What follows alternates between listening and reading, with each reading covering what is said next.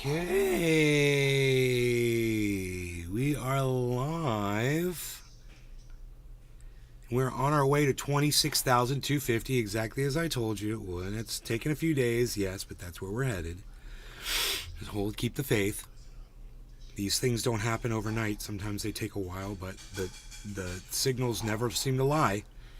And at 25,944, we already hit 982. It's just looking more and more like I'm correct. It's just, takes a little time. So remember patience when dealing at the crypto market, and it all works out, man. Hope you guys are doing good. I've got something I want you to listen to first. Penguins O just makes a really good comment about these people that put up subpar content on the internet.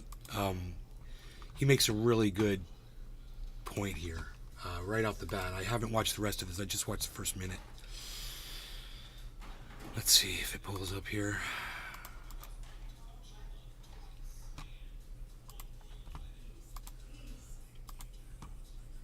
Okay.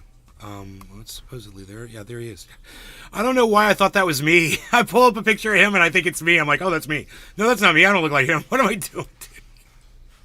I don't make any sense at all, man. I don't know. I'm not making any sense these days. Okay, it's okay. Let's just fix that. And then we can go like this, which is fine. Sean the Orca guy. Hey, Sean, what's up, buddy? Penguinso is good. Seen a few of his videos. Yeah. He is good. All right, let's see what he has to say here, because he makes a lot of sense right at the beginning. The only thing more pathetic than an internet prankster is nothing.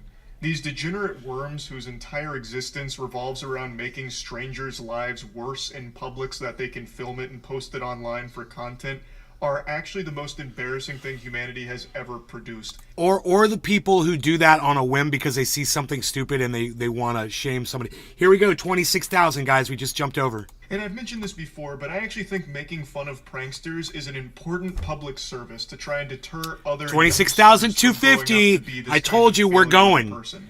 So I just learned we just hit 2688. At the game for over a year. Just now on the live show. For it is a Here we go. And a community of children that just shoot spitballs and make fun of him like a bad birthday party clown. So I'm not going to tell you his name. His name's not important. Don't go out of your way to find and harass him. Don't give him any kind of engagement off of it. I just think he is another great example of the brain rot that's really infested the youth these days here. The youths. Make my milkshake and chill out. I'm not making nothing. You're not making nothing? I'm not making nothing. Dude, you heard how she talked to me? I swear that I'm not making nothing. Fuck out of here. All of y'all. Hey! Inside? I'm not making nothing. You want to stand here? Stand here. We're not serving y'all. Fuck out of here. Here! I'll go back there myself and make a damn milkshake, motherfucker. I swear to God. Shit out of here. Dude, get the hell out of here. What a weird kid. Fucking little entitled, privileged fucks. Yes, the classic prank. Harass customer service employees and be an insufferable asshole. So, this is how I found his content. Hey, not telling. Good morning. This is all he does. His entire existence is like this perpetual miasma of misery. Remember I told you 26,250? Where he and the after-school cringe club latch onto his ass Nostradamus. to get a clout out of it, get together, and just make complete strangers' days worse. And then he films it and proudly posts it online. And I do mean proud. This is his pride and joy. Every time he gets arrested, he wears it like a Boy Scout badge of honor. I'm glad he gets arrested. I legitimately couldn't imagine being his parents. The shame would be overwhelming. I would rather my child grow up to be a professional toilet seat kisser than grow up to be a prankster like this kid. I'll go back there myself and make a damn milkshake. Sean the Orca guy. Where the asshole assault laws should have a... I like how he goes, motherfucker. But you can't say motherfucker. What's motherfucker? What is that? And he has the world's worst laugh. His laugh sounds like Ed from Ed, Edd n Eddy. Just some real sounds fake shit. It's fucking ridiculous. It's fake. He is It's like phony. actually biologically engineered through evolution to be the perfect cringe loser. Now, you may have noticed a lot of cuts in this, and that's because, of course, they leave out the context that led to this escalation and exactly what happened here to get to this point. But the manager has spoke up about this situation afterwards. And I almost can't help but appreciate the 26,250. delusion from the prankster and his friends to think that somehow they look tough here or It's look gonna cool, happen. because in this situation, the manager is the biggest W by far. The manager stood his ground, handled everything really well, Yeah. I thought, and wasn't I afraid loved- to challenge them if this guy really I did follow through on his love threats the and way the manager told the girls, go in the back. I love that. Because, you know, that there, now you just lost all of your eye candy for your little TikTok video. Now what are you going to do? That manager was a genius. back there. And if He they removed the truly fuel for the did fire. Jump over that counter You know? and attack or do anything stupid like that, they would have 100% ended up on the Sean fuck the Orca around guy. and find out Matrix. Nice new because bubbler, Nick. it turns out the manager is an actual trained fighter. So there's no doubt in my mind he would have beat all their asses, steamed their ham thoroughly. In that video, Dude, I wish it had come to that, and I wish he had beaten all those little kids down. It would have been so great. I hate entitled, spoiled little brats like that.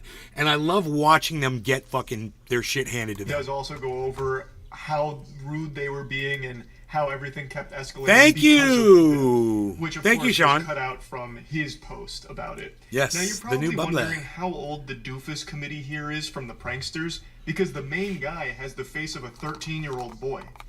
But would you believe me if 17? I told you that he's actually 19 years old? Okay, I thought There's 17. a video as well as an article going over one of his mini runs-in with authorities, and he says, "How are you my height? I'm 19." I mean, I almost feel bad for him being 19 years old and being stuck with the face of like a 12-year-old Xbox Live Call of Duty gamer.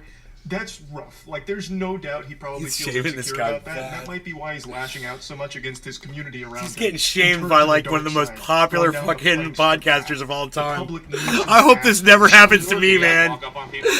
Don't you ever, Feel entitled. don't you ever send my material to Penguin ever, you guys. For Why? low key, just to get some content out of it. Okay, so you're gonna be the victim of an assault for a con. A super honest answer from a super big douchebag.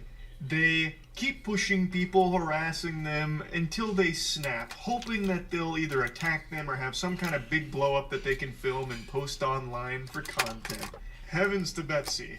I'm What not a turtle drama. loser. I'm not a drama Yikes. poster. He's giggling and smiling while giving this answer to the officer. He is so delusional. He really thinks that this is his ticket to internet updates, that precious clout and attention online. Look at this When spike, in guys. reality, it's most likely just going to be his Sean ticket the to Orca the guy. hospital or jail. No worries, Nate. Ha ha ha. What? You guys all walk away. We didn't even do nothing. Uh huh.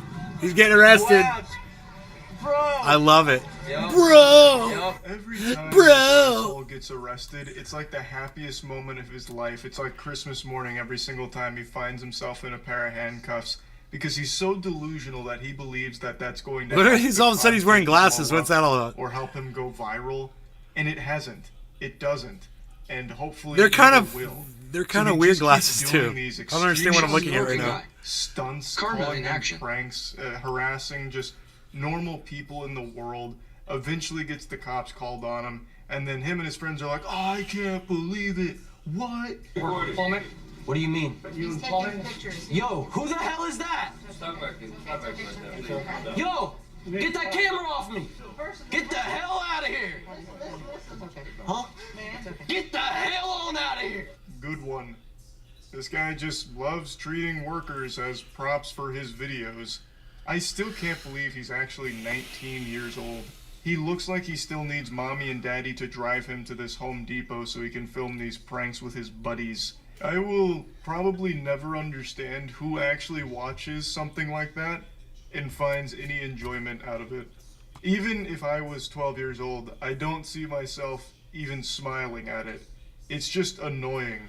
As a viewer, and I feel real bad for anyone that is unfortunate enough to be subjected to It's a little hypocritical as he's showing everybody the content, but okay. I don't think I'll ever understand why kids grow up wanting to do this, or why kids somehow even get moderately entertained by that. Jersey. Yeah, I was thinking he smelled like shit. Yeah, I said I thought your dog smelled like shit. Yeah. Wait, it's a dog, sir. Get out of here. Get out of here. I was just saying the dog smelled like shit, sir. Good one. Again. I hope somebody pulls out a gun and takes care of that kid for good, dude. Come do that shit in Florida, motherfuckers. See how many people put up with your shit. People can't even just relax. Please come to Florida. Outside with their pet without you going out of your way. We're not very hospitable here. Nothing is safe from your cringe apocalypse that you bring with you everywhere you go.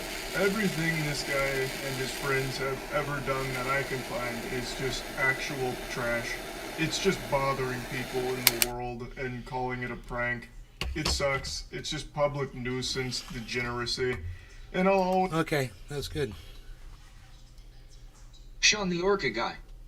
DeSantis even said you loot, we shoot.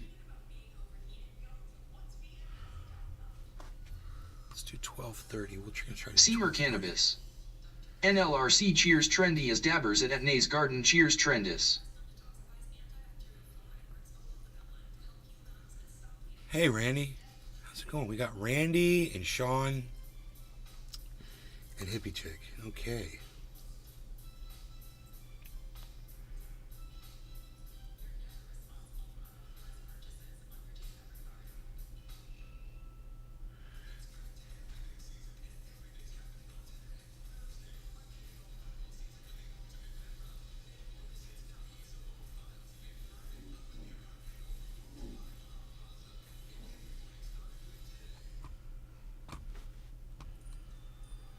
Sean the Orca guy. Hashtag NLRC, hashtag cheers, hashtag hi hippie chick. Ron DeSantis Seymour pledges Cannabis. to invade Mexico. 26,250. I see you're hitting the mark on crypto. Right? We hit 2688. Getting close. Getting closer. It's about to happen. All right. No law regarding cannabis. Cheers, everybody.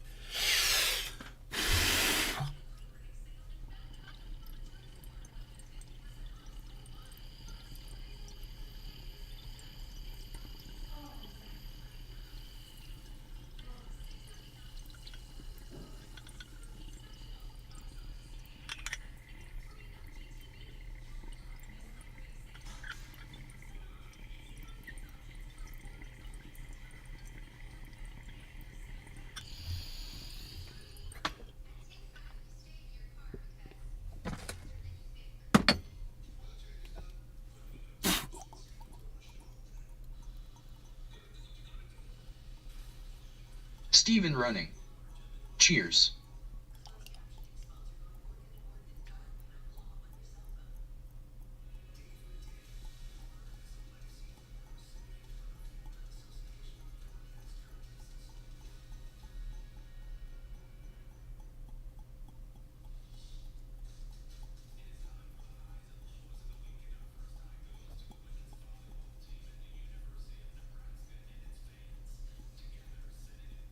Sean the Orca guy.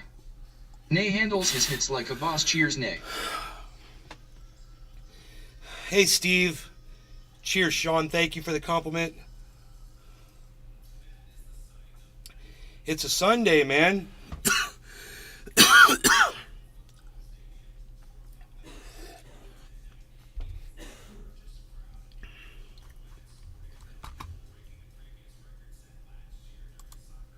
And earlier I spoke to Dr. Robert Malone. He's a biochemist, and his early work helped develop mRNA vaccine technology. I asked him for his reactions to the Veritas Pfizer video. Here's what he told me. And I'm really not interested in anything that man has to say.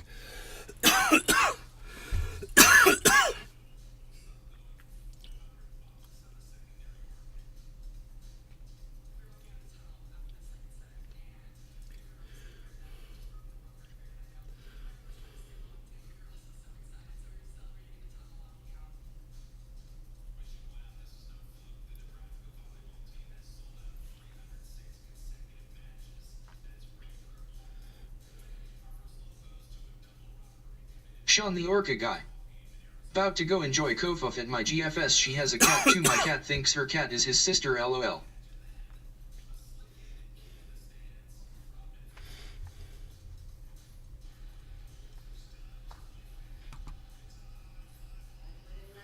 Elon Musk booed at sports tournament.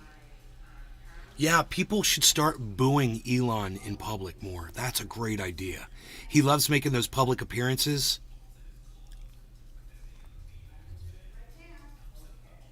Mr. Free Speech Absolutist, right?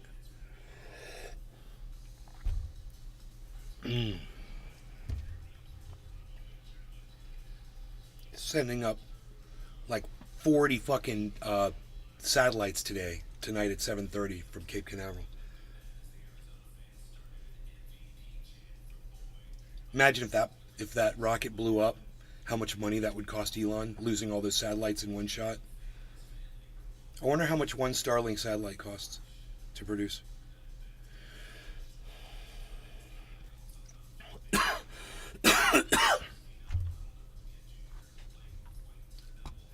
Sean the Orca guy. He once blamed his ex for his daughter hating his rich ass.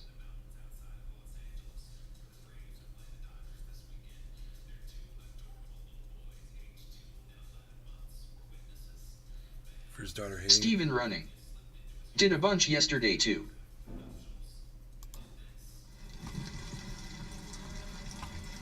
Here you go, guys. Burning Man. You got a burning desire to go live out in the wilderness and act like you're a lumberjack or a mountain man? I got news for you. When you actually are subjected to those kinds of conditions in real life, it's not fun. So when you're all out there pretending that you're roughing it, you know, in the nice weather and your concerts and your hallucinogens, remember, the real shit, when it hits you, you're not prepared for that. You want to know why? Because you don't understand it. You know, it's like to not be able to foresee something like this happening and not be prepared for something like this, to go put yourself out there in this fucking desert community with a bunch of freaks so you can feel like you're really living it rough. You're trying to make it look like you're, I'm a rough dude. I went to Burning Man. I've got that one under my belt. It's on my bucket list. I went to Burning Man. I was so uncomfortable for several days. You eat the facilities. We didn't shower. Blah, blah, blah. Yeah, now you know what it's like. Now you know what it's like. You're stuck out there. You don't have food. Your tires won't spin. People are there. Somebody already died out there. I wonder how they died. But there's a rainbow. There's a rainbow. It's a miracle. There's a rainbow, everybody. So, there's a rainbow. You guys know what happened out there, right? Seamer Cannabis. Estimated cost is 20 to 30 million is what Alexis said.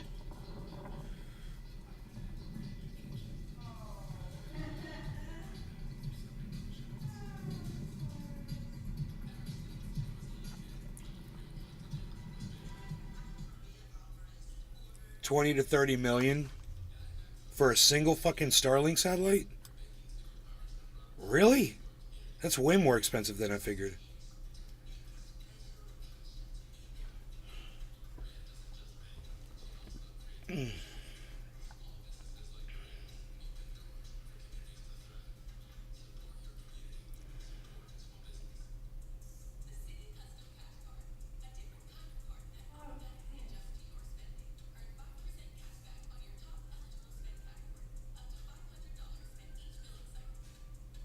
Whatever, dude.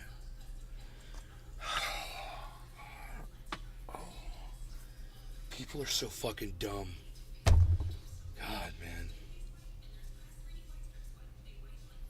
Seamer Cannabis. 1 million let's she seed.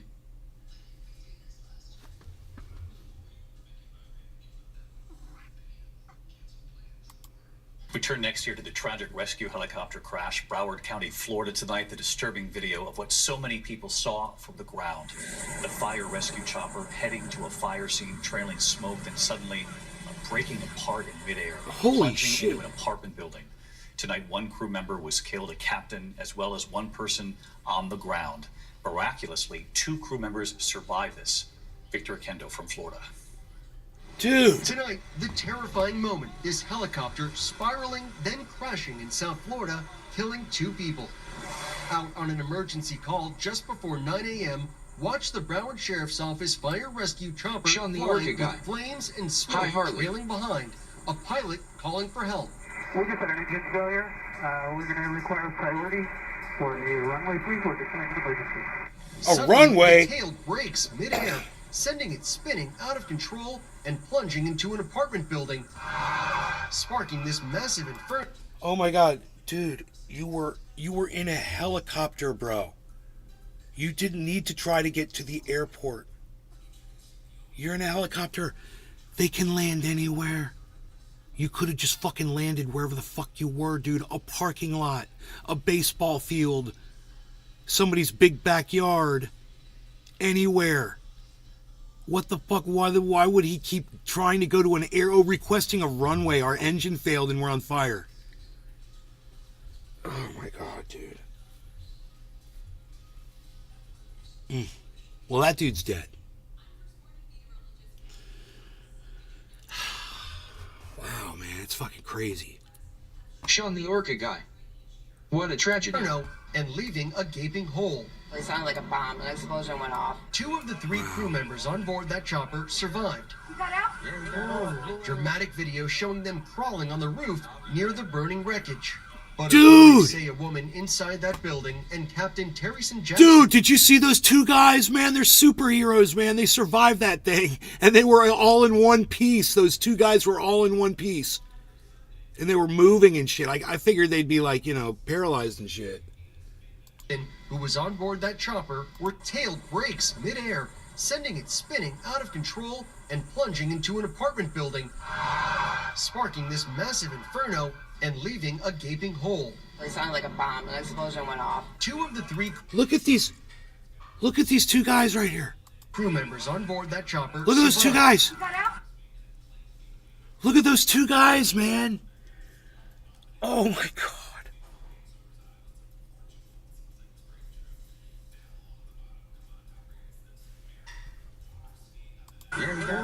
Dramatic video showing them crawling on the roof near the burning wreckage. But authorities say a woman inside that building and Captain Terryson Jackson, Oh, a woman in the building got killed. who was on board that chopper, were killed. He was trapped. Can you imagine you're sitting in your apartment minding your own business and a helicopter crashes through your roof and kills you? Harley can. Wanna go outside, buddy? Come on. Ah, dude, it's fucking crazy. Go, go, go, go, go, go, go, go. Don't waste my time. Don't waste my time.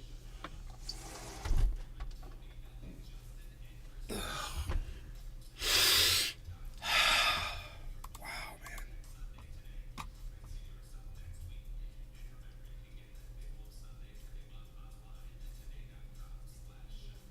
A Texas town with 250 people in it has 50 of those people are police officers. What the fuck, dude?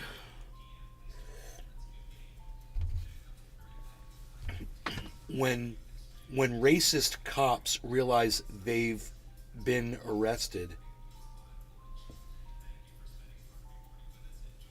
should we watch that?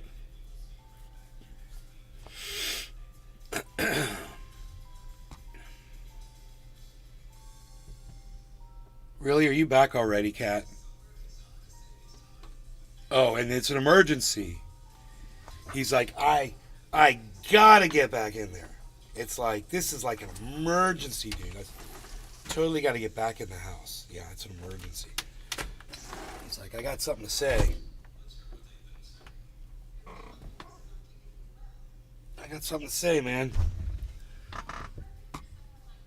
Alright, here. I think we're gonna watch this.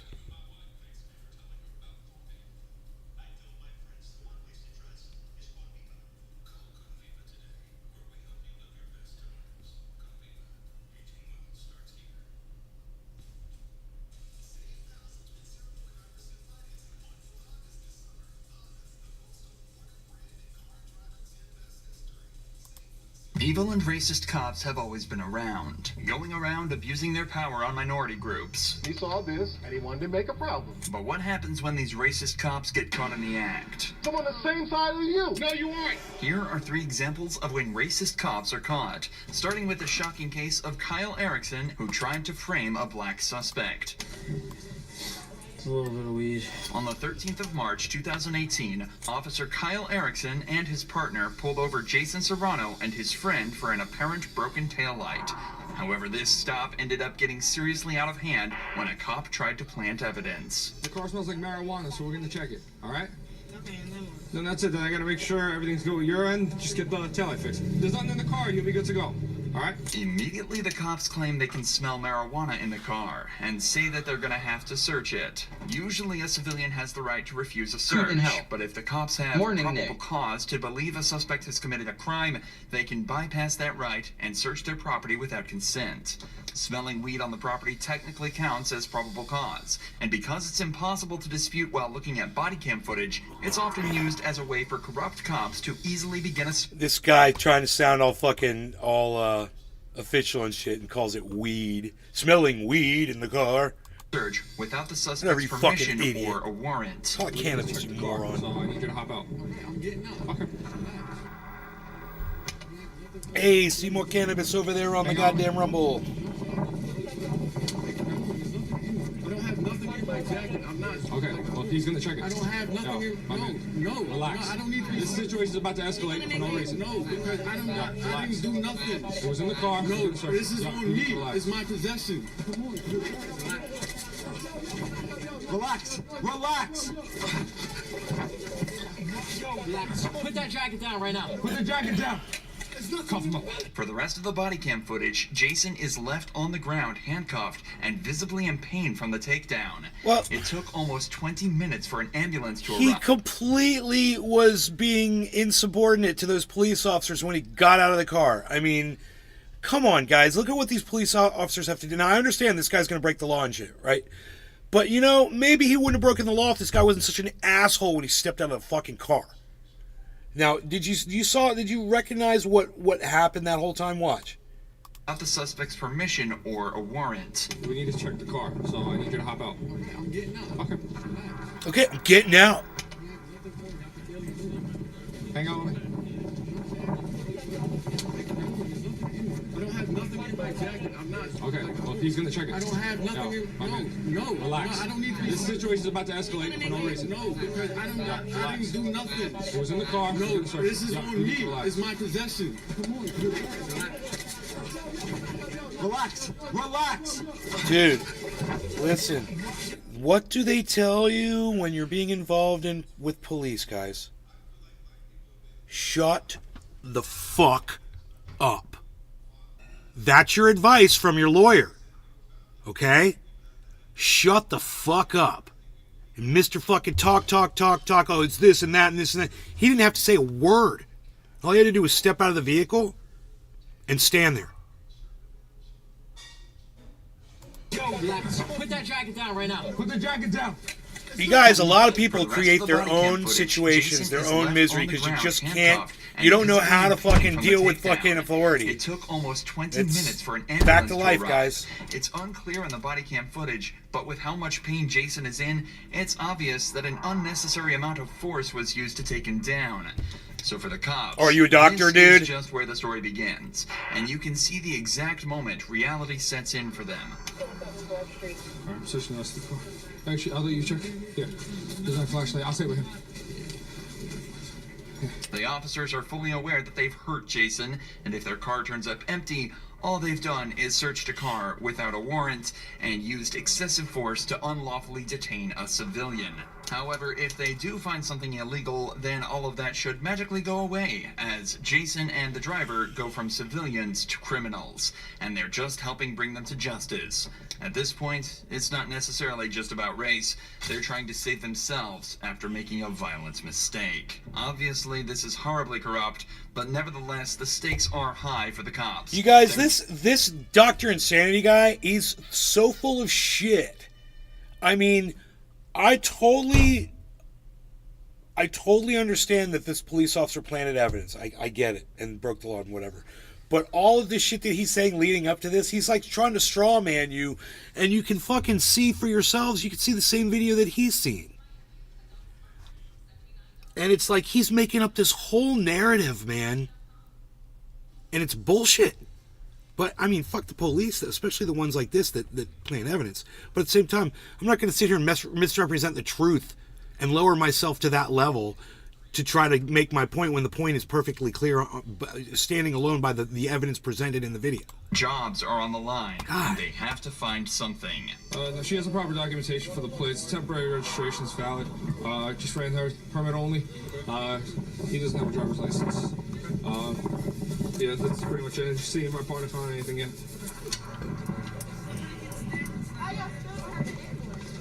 I don't hear this guy screaming out in pain. See nothing. I don't hear him moaning. After searching the entire vehicle for about 5 minutes, the cops turn up nothing, and they both start to seem more and more agitated.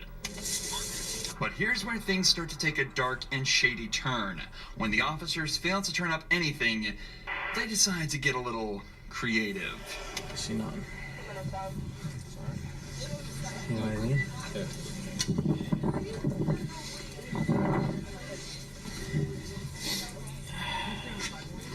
It's a little bit of weed. Without even trying to hide it from his camera, the detective places a small bud of marijuana in the cup holder of the vehicle where he's already checked multiple times. The way the officer does this without even trying to hide it implies that he's almost certain that this will never come back to haunt them, and even suggests that this might not be his first time doing it either. In fact, the way the cops have been talking to each other the entire time indicates that this might just be a regular step in their process. You good? Good? Yeah. All of a sudden, the cops have a case The against dude Jason. that cop reminds During me the stop, they smelled of marijuana in Lewis the car. Rossman. Jason became combative The after tech they asked guy. to search it, so they took him down and searched the car, where they found not only a small piece in the cup holder, but even flakes in his jacket. This is the story that Jason was taken to trial over, and he was charged with marijuana possession, resisting arrest, and obstructing governmental administration. It took over 2 years for this body cam footage to emerge, and only then would Jason's charges be dropped. Predictably, no charges were brought against the officers, but it did raise an important question. What else has been caught on these cameras that's being hidden from us? This is why some people feel it's important to record their interactions with police themselves. I agree. Just like this black police graduate did when he was confronted by these two officers blatantly racially profiling him. We see some ID. No, what for? I just What's your probable cause? To ask me for ID. It does not have a handicap placard. Read the plate, man. You don't even know what you're talking about. DV. That's disabled veteran plate. We can park in handicapped spots. Let me see some ID, please. No. The man recording is a graduate of the nearby police academy and was wearing full gear and uniform, including his duty belt with a loaded weapon. Because he's police academy certified, he's completely within his right to wear the gear, but the officers aren't buying it. So the graduate tells them to run his name through TCOL, an agency that, amongst other things, keeps track of every police officer in Texas. If the graduate is cleared to wear his gear, TCOL will prove it. Hey, run it. Run it. Call T-Code. You have no justification or probable cause to run up on me. Yeah. What a couple of idiots that they're literally going to harass another police officer. It's psychotic. The level of ignorance of people who say there's no racism in this country just astounds me. Why? You're detaining me? No. Then my question is, are you detaining me? Okay, so then don't tell me where to go. He's not too smart because first of all, even you know, if I have disabled veteran plate, I can park in a handicapped spot. Even you know that. No, they ain't just changed that. It's been that way. The problem the officers had was that the graduate was parking in a handicapped spot without displaying a parking permit. But his car has a disabled veteran plate, a license plate given to many Army veterans who've made a bodily sacrifice during their active duty. Owning the plate lets you park in handicapped spots without a permit. This is fairly common knowledge across America, especially for cops. Well, the whole country. But it seems that these officers forgot about it here. and the graduate thinks he knows why. He just saw this, and he saw this, and he wanted to make a problem. That's your reputation there, Joshua. Come on, man. Yes, That's your it is. reputation. You're a bunch of How many racists. black officers you got? One. Yeah, we don't have one right now. One, right, one. Yeah. I know. And you barely let him in. It's difficult to disagree with the graduate. They had absolutely no reason to stop the graduate and demand his ID. Maybe a new recruit could forget about the veteran plates, but this man is actually a police captain and has many years of police service under his belt. Evidently in a department with next to no black representation. Eventually the officers returned to What tell happened him to my he's free to go, Bitcoin? but the graduate isn't leaving before saying one last thing. You know, you're feeling small now, aren't you? We hit You should have run up 2688. on people. You have no probable cause. If you wanted to follow me or run my plate, you could have done that. Well, I don't have to talk to you. I don't have to talk to you. That's right. I already told you that. Waste my time and you. You're supposed to be a captain, and you don't know the disabled plates have a right to park in a parking spot. And you violating people's rights, running up on them without probable cause. I'm in a uniform doing the same thing for you for free. So what? I don't care what he thinks. I'm a graduate and I have T-Code certification. I have T-Code certification. Yes, I do. That's where you checked it. Says who? My certification doesn't say expired. You want it to be expired because you see brown skin. So take a walk. Take of a shame, walk. Captain. Walk Don't of ever shame. Run up on me again. Do you understand? And learn the law. Don't you ever If run up gotta on have me again. probable You cause understand? I before you love run that. up on somebody in uniform. You don't have no reasonable suspicion because I'm on the same side as you. No, you aren't. I'm a graduate of the police academy, okay? Just like you years ago. You probably couldn't even pass the test. Right now, you go. You get going. Getting into fights with other uniformed police officers definitely isn't the best look for a police captain, especially after racially profiling. No. See, this guy's completely biased towards the victim here. But let's just say the victim is being extremely overly confrontational. Is anybody disagreeing with me on that fact? This guy, I love it. I think it's hilarious, but I'm not going to lie about the facts of the situation. He's getting in this guy's face, and he's telling him to take a walk. It's funny, and I like it. At the same time, I'm not going to deny that it's happening. And this idiot, Dr. Insanity, he's denying that this guy is even taunting the guy like this. Maybe Dr. Insanity is a perfect name for this guy. You know, he talks all, like he knows what he's saying, but the things that he's saying don't make sense. Very same officer. And because the graduate was And he filming goes the local entire fry. thing himself, Oh, he was able to God. show the city manager, and that very same afternoon, it was revealed that the captain was no longer working for the police department. Unfortunately, though, it's extremely rare for cops to actually be reprimanded after behavior like this, as is obvious in the case of Montre Little. In this case, the cop not only lied and threatened Montre, but he even cost the city $75,000 and still got away with no punishments. On July 15th, 2018, Montre and his friend were pulled over by the police. The stop started out normal, but quickly evolved into a perfect display of how cops will try to force you into a false confession through corruption and, in this case, racism. What's going on, guys? Is this your car? Well, it's a rental right now. My car's in the shop. Okay. Did you something break down? Yes, sir. Gotcha. You guys just came from over the park, right? Yeah, we just hanging out. That's it? Is this your car? I just told you my car's in the shop. Jeez, he just asked him about the car. He says it's a rental. How do you start it? That was weird. What do you mean? I just put my foot on the brake and I put it in drive and I... Okay. At first, this may seem like a harmless question, but asking the driver, Montre Little, how to start the car essentially implies that the cop thinks he stole it.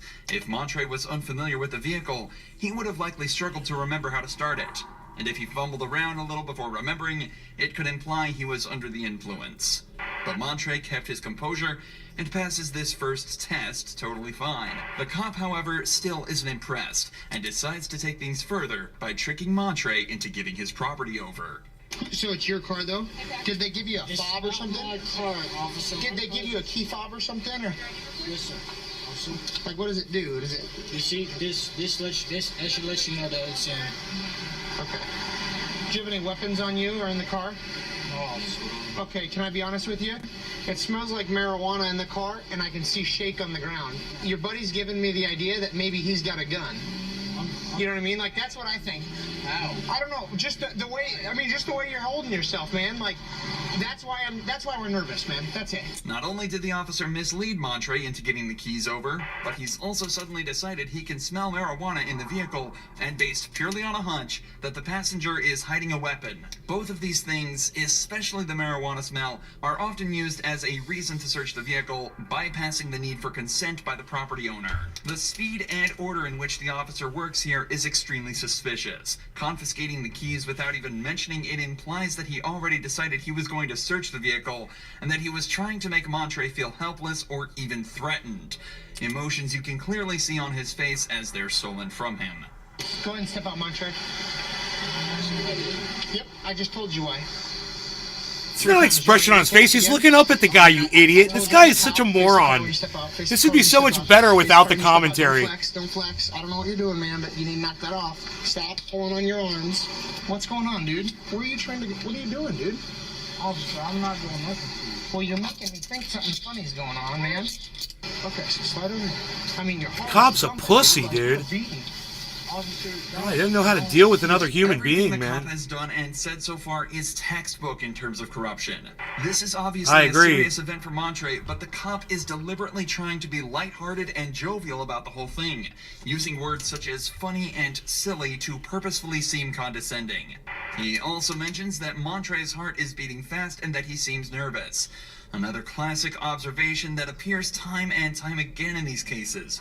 Think back to the stop of Marion Humphrey, whose truck was searched for the sole reason that he seemed nervous. Innocent civilians such as Montre will always feel anxious or even angry in this situation, and it's an easy observation for cops to make to detain them and obtain probable cause, which is exactly what the cop did.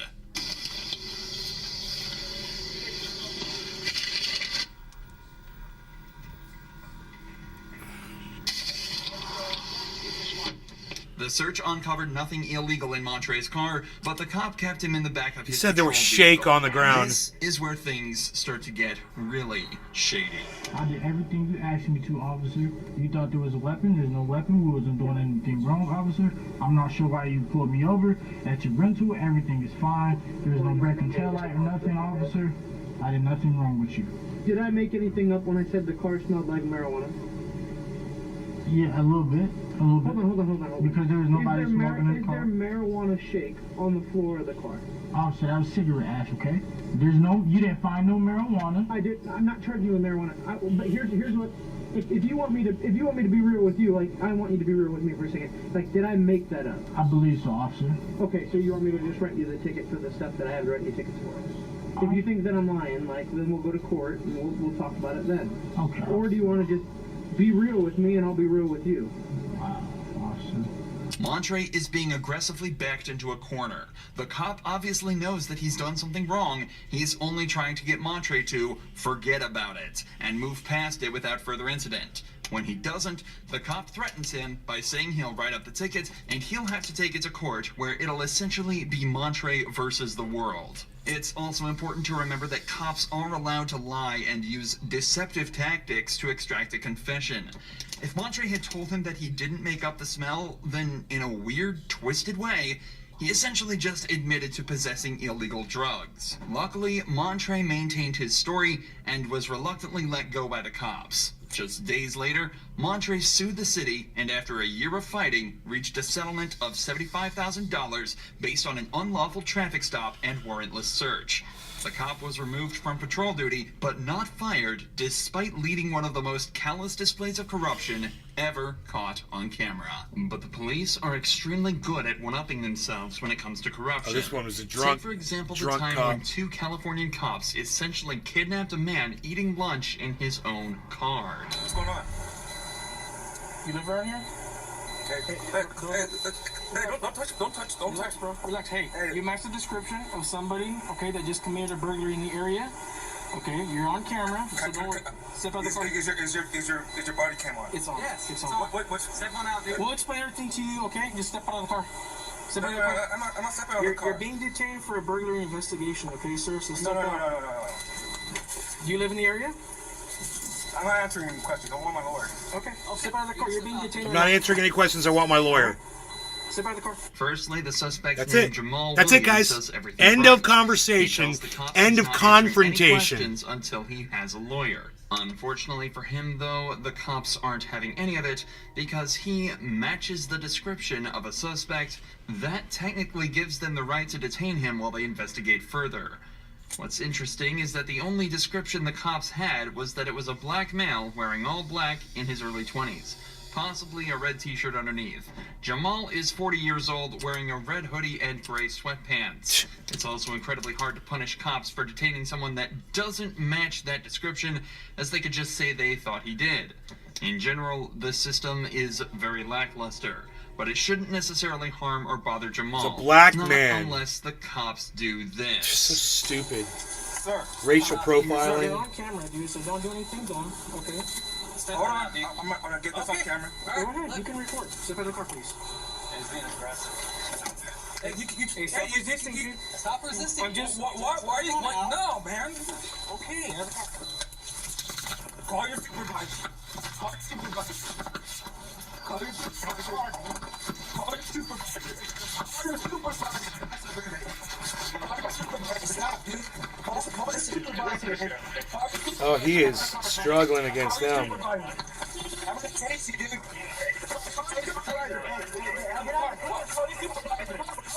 Yeah, I'm calling supervisor. Give me your hand. I don't give you consent to touch me. Don't reach. I don't give you consent to touch me. Don't reach. I don't give you consent. Handcuff. I don't give you consent. Initially, Jamal showed no signs of aggression and no signs of resisting. He was just trying to open his phone to record the interaction for his own safety. Dude, nevertheless, the I'm sorry, but a jury is going to say, no, he was resisting. So they're investigating a burglary, and they had every reason to detain him for their investigation. He was to step out of that car and do whatever they fucking said, and he didn't. This guy that's doing this reporting, he's so off on everything. He gets everything wrong. He's all pro-victim and totally anti-truth. Immediately said he's being aggressive as Jamal was willingly stepping out of the car. Step out of the car, please. He's being aggressive. This obviously frustrated Jamal, and he later admitted from then he did try and... Well, Jamal's got a problem with authority, and if a police officer grabs you by the arm or whatever, just fucking go wherever they're instructing you to go and don't resist. As soon as you when he put his hand on your arm and you went like that, that's resisting arrest, bro. They got you. They'll charge you with that shit. Don't be dumb. Do what they say and shut the fuck up. That's all you gotta do. Why is it so... It's almost like he knew what to do. He said, I want to talk to my lawyer, but then he starts telling them to get their supervisor and shit. Dude, get your lawyer and shut up. That's it. You want to request a lawyer, say you want your lawyer right now. I have nothing else to say to you. To use it on and then do everything they fucking tell you to do without resistance. This is just life, guys. I'm going to keep you alive if you listen to me and you don't do shit like this. Because this is stupid, and this almost got this guy killed, I'm sure. Jamal, despite him posing no actual threat. Jamal is then handcuffed and kept face down on the tarmac while multiple other patrol vehicles arrive at the scene. For a man guilty of nothing other than eating his lunch, that sure is a lot of cops. If we take these off, No, but he's been suspected of burglary, and he's been resisting and being insubordinate towards the police and ignoring their commands and acting like he's fucking frightened out of his fucking brain. And he has every right to be frightened. If I were him in his position, I'd be scared out of my mind too. But you know how I would mitigate that? I would listen to what they told me to fucking do, and I wouldn't give them any fucking pushback. I'd be like, whatever you guys want, blah, blah, blah, it's cool. I'm not saying anything to you. Get my lawyer. You want to put the handcuffs on me? Put me in the back of the car. It's good. We're good. I'll see you in court. That's it. That's all. Can I cause a Ferrari to kick any windows out, anything like that? I don't answer questions. Yeah, I don't answer questions. Good for him. Good for him. Which one do you want to stand up and get into a car? Just leave him here until fire season real quick to make it easy. He doesn't want to walk. He doesn't want to answer questions. He wants to. All right. Is your first name Jamal? That's who the car is. I don't give you consent to go in my car and check my car. I don't give you consent to go check my car. You're violating my Fourth Amendment constitutional right. So I think we should move forward. See, yeah, that's fine. What's your name, guys? And why are you guys kidnapping? I can't talk to you until you help me out. Tell me, why am I being kidnapped? Maybe we'll figure that out. I'll let you know. He's being kidnapped, and in almost every sense of the word, he is being kidnapped. At the scene, and Jamal is fully restrained in both handcuffs and leg wraps. Yeah, this is being He's kidnapped. also already been cleared to not be the suspect, yet he's still taken to the patrol car. Right. Fully restrained. And this all could have been avoided if you just followed the instructions. You guys cannot teach your children how to follow instructions, how to obey authority. You're going to end up getting your children killed because you didn't know how to fucking teach your children.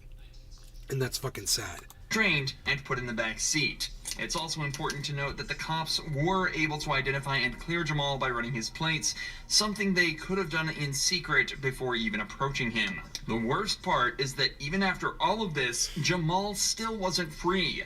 He was cleared of the burglary charge, but he was instead hit with a felony charge of resisting arrest and taken to jail. What do you know? What do you know? Who's the one who told you he was going to be charged with resisting arrest? Now, in my opinion, he should be found innocent of resisting arrest in that specific case. But a lot of jurors are going to look at his attitude and the way he was being with those police, and they're going to convict him on it. You know, I wouldn't be surprised if they dropped this resisting arrest. Let's find out. Jail. Jamal later filed a formal complaint with the LA Sheriff's Department. They dropped the charge. But just as another example of how corrupt this system is, they were allowed to investigate themselves. And as you'd expect, they found no evidence of any wrongdoing. Months later, Jamal filed a civil rights lawsuit against the arresting officers. Unfortunately, though, the story remains much the same. The officers were investigated by a police lieutenant, and after analyzing the body cam footage, it was concluded that Jamal's actions turned the interaction confrontational. They did, and he did. And there is you guys have to learn, if you don't want to be put in that situation, you have to learn the difference between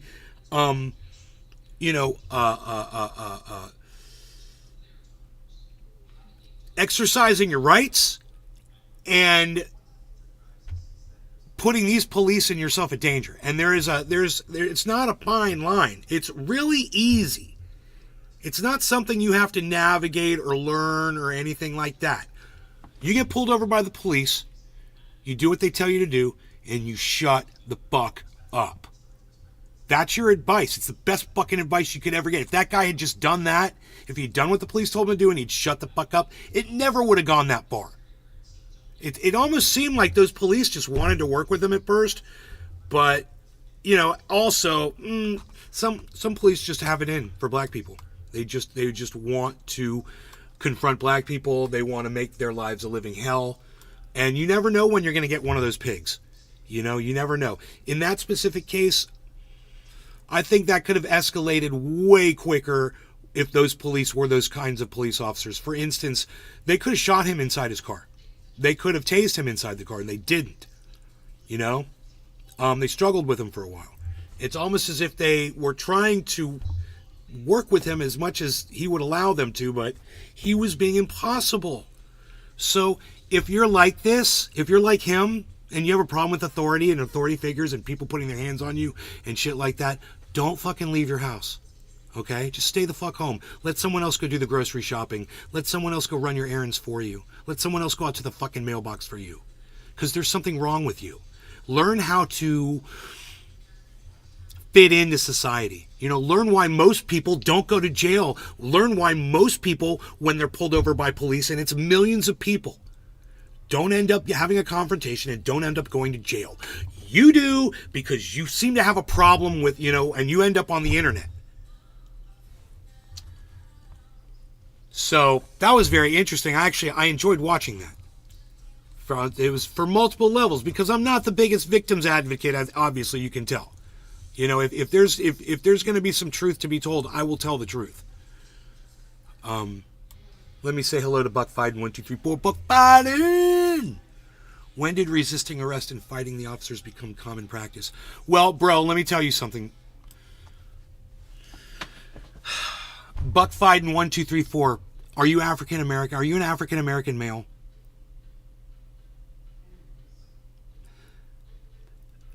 you know, in your 20s or 30s or 40s. Because if you're an African American male between the ages of, let's say, 16 and 40, then you have a different experience with police than what Buck Fiden 1234 might have. Or what Trendy Name might have with police. I've had many run-ins with police. Most of them ended in a cordial way. You know, I've been arrested. I've had guns drawn on me.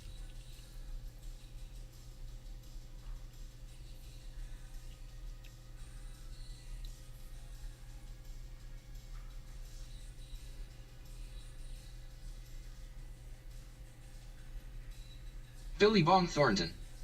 If I was in his position, I'd just give them my ID and not say, the silent treatment pisses them off, haha. Anyway, Buck Fide 1234, since you're not going to answer me, if you were an African American male between the ages of, say, 16 and 40 in America today, you might be petrified when you have a run-in with police. You might be absolutely petrified. And you don't know the content, you don't know the extent of someone's interaction. Police and I have mutual dislike of each other. With police. You don't know them. You don't know their history. You don't know what's going through that guy's head. But, you know, understand, some people are going to be petrified of interactions with police. The way you avoid that is you shut the fuck up and you do what they tell you to do. And you don't fucking give them any resistance at all. It's just so simple. It's you know, like Pop Brothers at Law say, shut the fuck up. That's it. That's all you got to do. Shut the fuck up and do what they tell you to do. Otherwise, you end up dead. You know, it's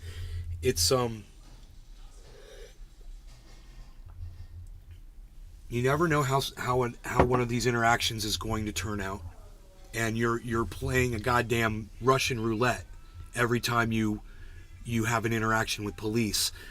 If you go in with the wrong attitude, if you go in with a misunderstanding of authority, or you know, some kind of privilege, or assumption that you know, you can speak to them however the fuck you want, you're taking your own life in your hands. And all I can do is tell my audience, the people that love me enough to watch this show, when you get pulled over by the police, you do what they say and you shut the fuck up. And you don't give them any additional information. You don't say fucking anything. If they're trying to, you know, police are always trying to get you. That's how they make money. It's their job, is to make the city money. They make money by arresting you, by finding violations and citing you. So it's their job when they pull you over. In their minds, their job is not to serve and protect you. Their job is to try to trick you into giving them all the information they need so that they can charge you with laws that you've broken. So if you shut the fuck up, as the lawyers have instructed you to do, you have taken out 99% of the police officers' resources for convicting you in their own little court. You've taken away all the fuel to their fire, because if you shut the fuck up, they have to figure everything out on their own. And guess what? Cops ain't that fucking smart. Don't give them the goddamn evidence to convict you. You're literally told by the lawyer to shut the fuck up. And a cop will understand that. Say, I don't talk to police. That's what my lawyer told me. You want to arrest me? I'm not giving you any information. You want to give them your driver's license and your proof of insurance and all that shit? Fine. You don't consent to anything and you shut the fuck up.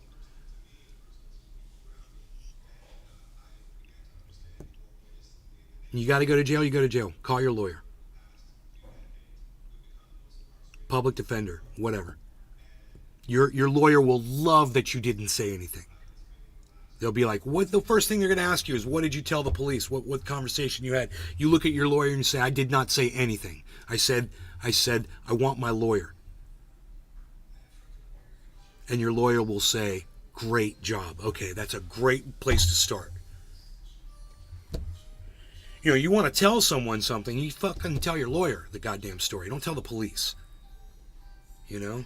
You want to talk so bad. I don't understand why, as all the interactions I've seen, Brothers Law. I don't understand why all the interactions I've seen with police, so many people don't exercise their right to just shut the fuck up.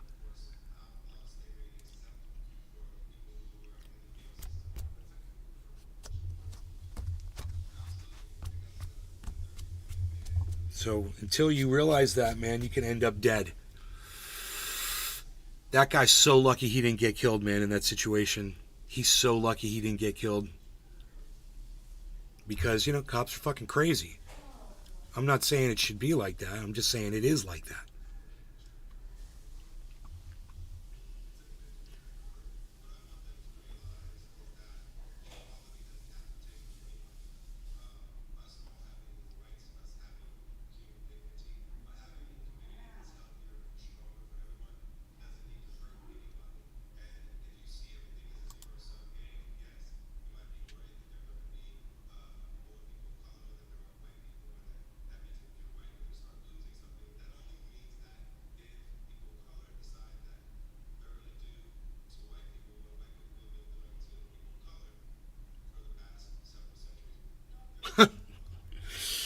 Oh my god.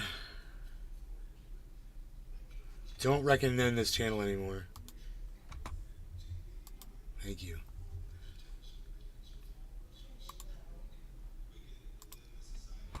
I gotta go into my fucking video history and delete all the cop videos.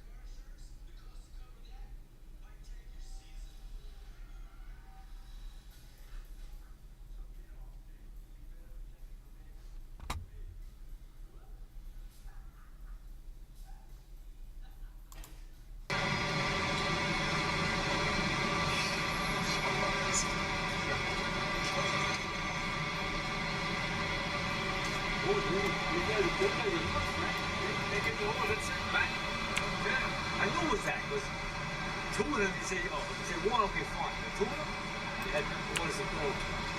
They probably wanted something bad, something nice. Dude.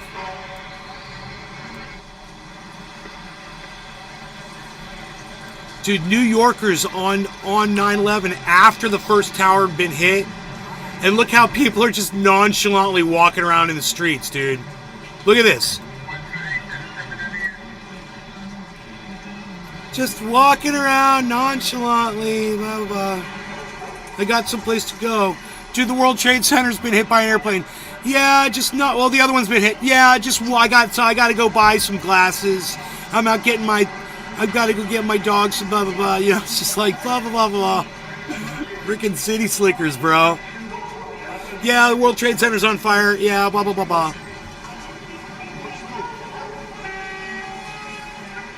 Billy Von Thornton. WTF. Dude, it wasn't. They weren't that far away. I'm thinking less than a mile from that building. Less than a mile away. Look at him just standing there.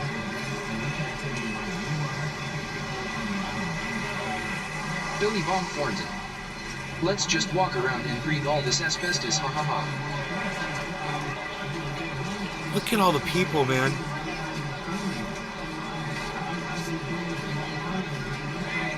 They all got someplace to go. They all got something to do. They're all busy out there on the street doing stuff, living their lives. Gotta go do this, gotta go do that. We're doing stuff. Stuff to do. Busy, busy, busy people out in the street. God, do you remember when we could do that and not be sick? Those were the days.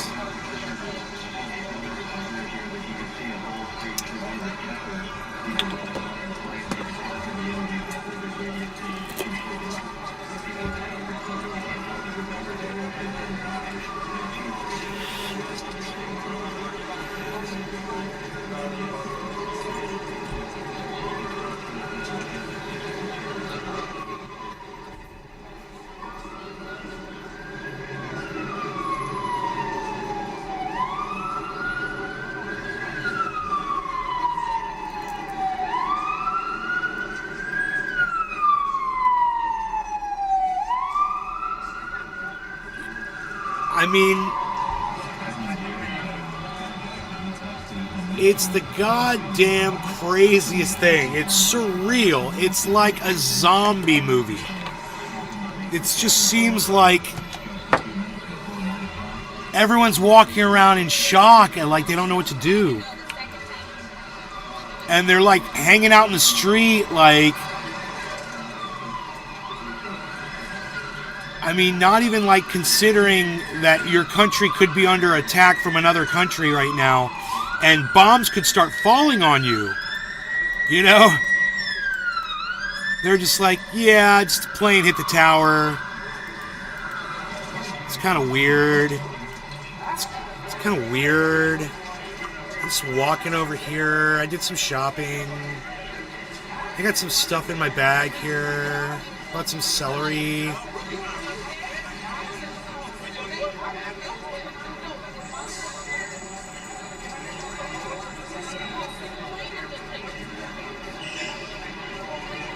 Dude, I wonder if this dude was filming when the second plane hit. Because you notice the attitude of the people right now. It's They're like, yeah, we're desensitized. LOL, we don't care. It's like it could be some kind of a freak accident. Wow, yeah, wow, a jetliner hit the World Trade Center. Crazy. All right, well, I got to go buy some tomatoes and. Oh yeah. We're hanging out. Yeah, we're doing stuff. Fire, nothing to see over there. Just out, chilling, doing things. Oh yeah, I got to go to work. Got to go. I'm going from work. I'm going here and going to pick up this, and I'm just going for a stroll. I like being outside. I like being around all the people. Jake's name. Like 6. When I see groups of people like this walking in the movies and shit, I'm like, it's not really like that in real life. There aren't like these giant groups of people just walking down the street. No, it's like that in real life. There really are giant groups of people just out in the street, just walking around, living their lives. I mean, it's just the weirdest thing to be walking everywhere like that. It's so exposed. I mean, I like being in a vehicle. I like getting places in a car. It's just, I live differently, you know? I don't understand that whole city thing at all. Oh, there we go. There we go. There's some panic. Look at this. Look at this.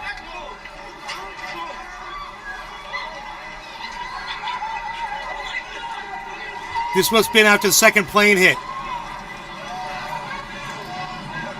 Or the tower fell. Maybe the first tower... Yeah, there it is. The first tower fell. Everybody's running.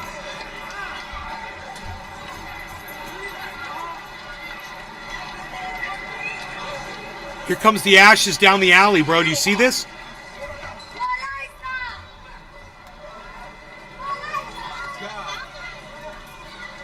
Here it comes. He's just standing there. Dude, he's just standing there. He's not thinking to turn and run at all. This guy is crazy.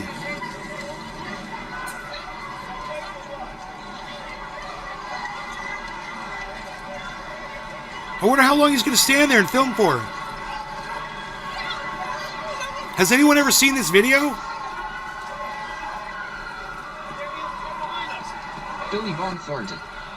Incoming Dude, cancer clip. I didn't even know that this video existed. This is fucking crazy.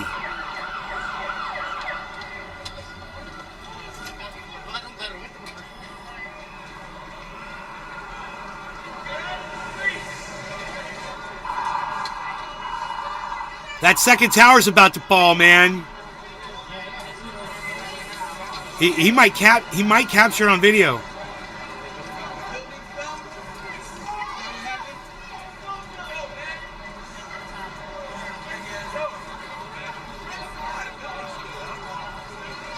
You know, it's interesting. He chose to see. There's that antenna, man.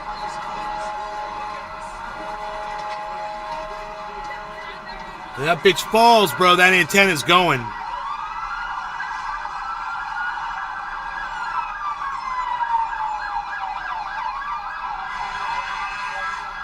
Dude.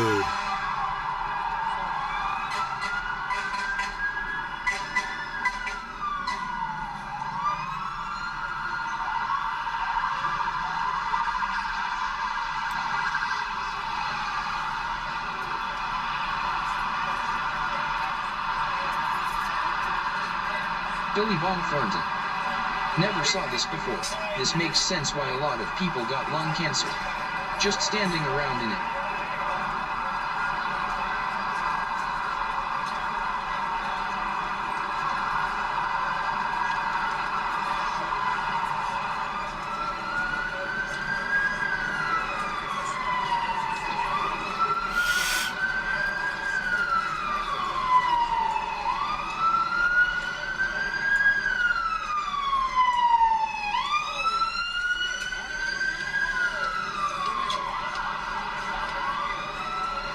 He's really captured the emotion in these people's faces. It's just, this is amazing video, guys.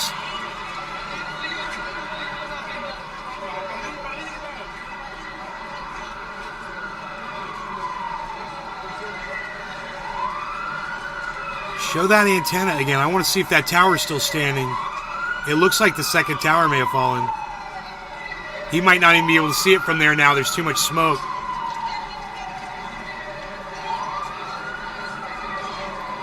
Back it out, back it out. Beep, beep, beep.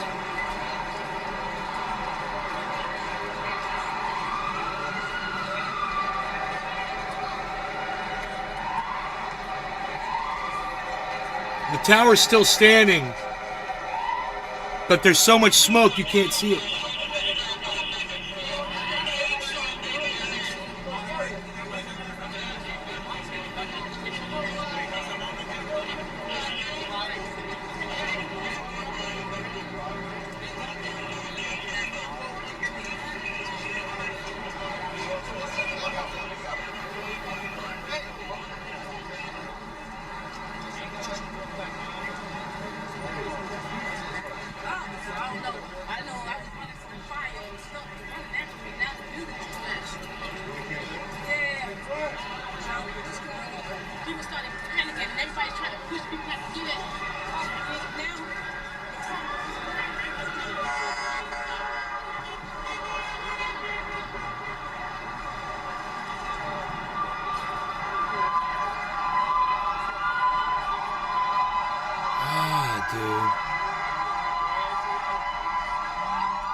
The whole world changed on that day, man.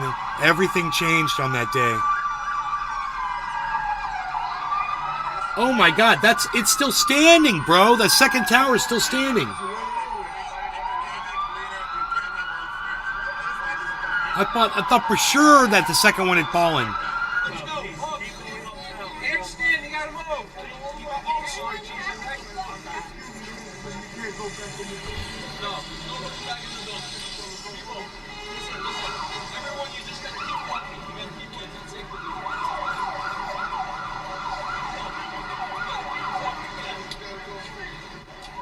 Oh, the cameraman's getting moved.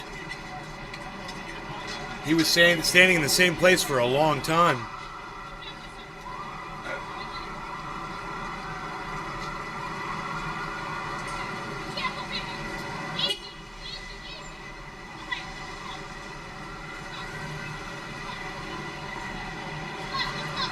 Dude, this was recorded on VHS tape, man. Right?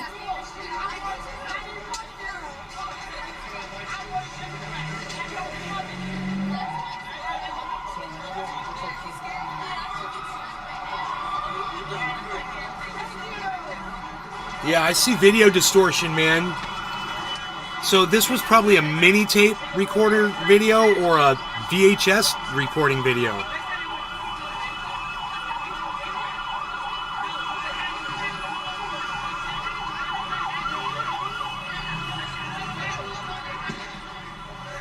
Wow.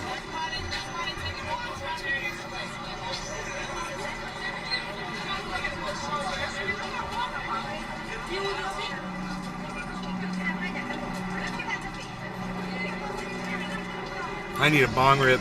No law regarding cannabis. Cheers, everybody. Billy Bob Thornton. 2001, right? Yeah, 2001.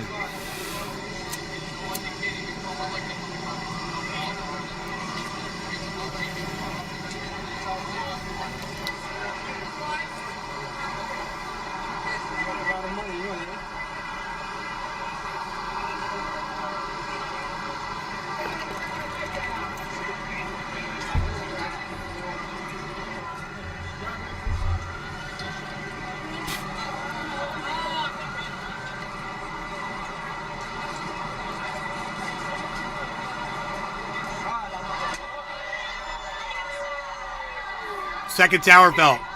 There it goes. Oh, we got it.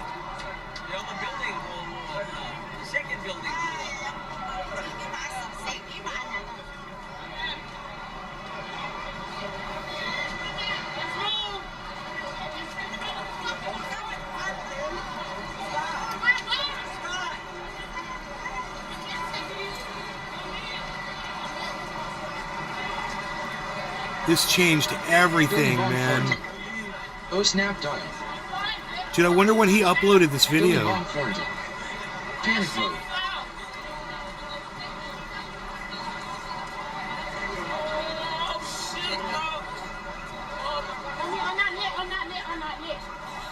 The shit fell the fuck apart.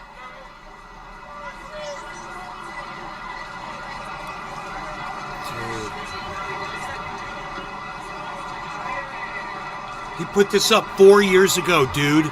This was uploaded 4 years ago.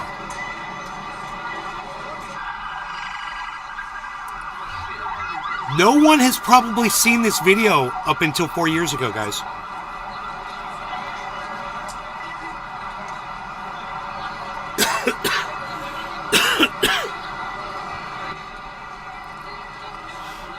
Wow.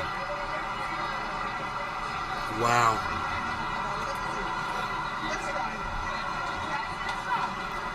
This video really captures the emotion, man.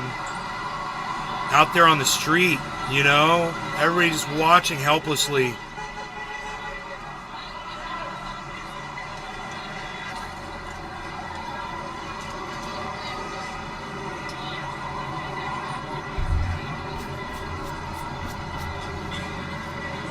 That dirty, dirty, fucking disgusting city, man. Bonsai House.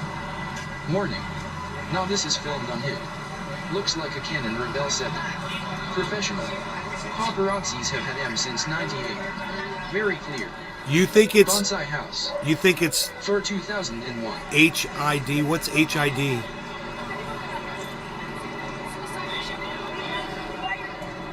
What? Oh! Wow, dude. Well, it's got a. Bro, I swear I'm seeing tape.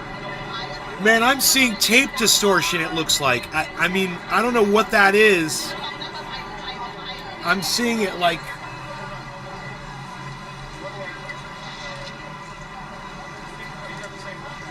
What is HID? It's not tape, huh? Is it digital tape? I bet you it's digital tape, right?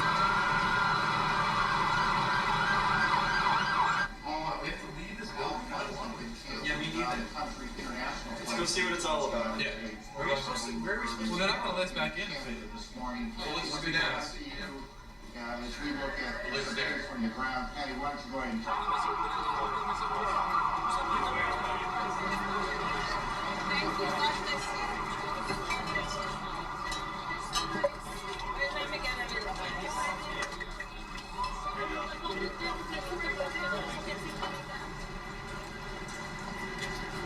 Oh my God, look at that dude.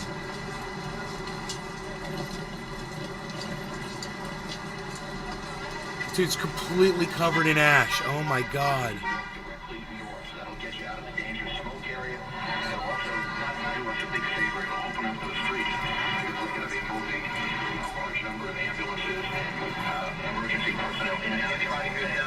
Well, 1010 Wings reporter Steve Kastenbaum is still in Lower Manhattan. Are they moving you out to, Steve? No, actually, I managed to duck into the Surrogate Court building just on the other side of City Hall.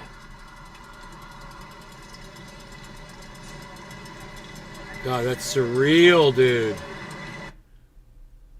Oh my God, that was fucking surreal.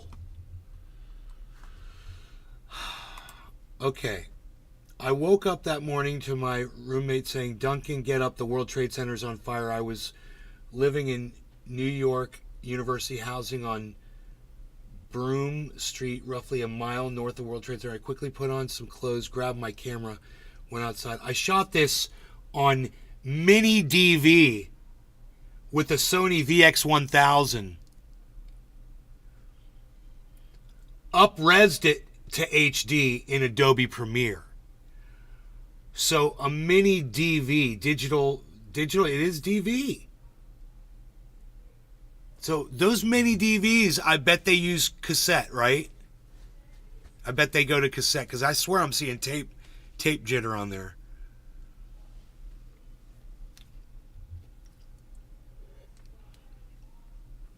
What is a mini DV medium look like, I wonder? Mini DV, tape. Yeah, they're tapes, bro. I knew it. Yeah, it's digital on tape. So this is the deal. Yes, it is digital and it's very clear and all that, but it's still subject to the movement of tape as the tape goes across the heads. And you will be able to perceive that whenever you're watching it. But very, very beautiful video. That was incredibly clear. And that's why I was like, this is VHS? How the fuck is it so clear on VHS? Because it wasn't VHS.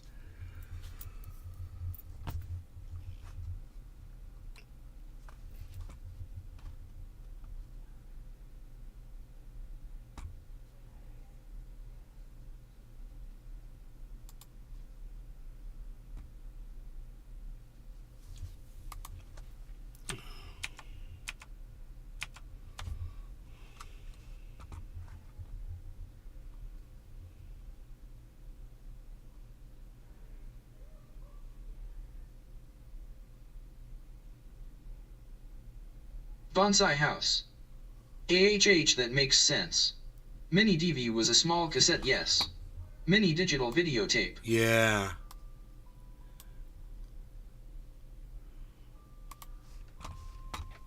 All right, let's see.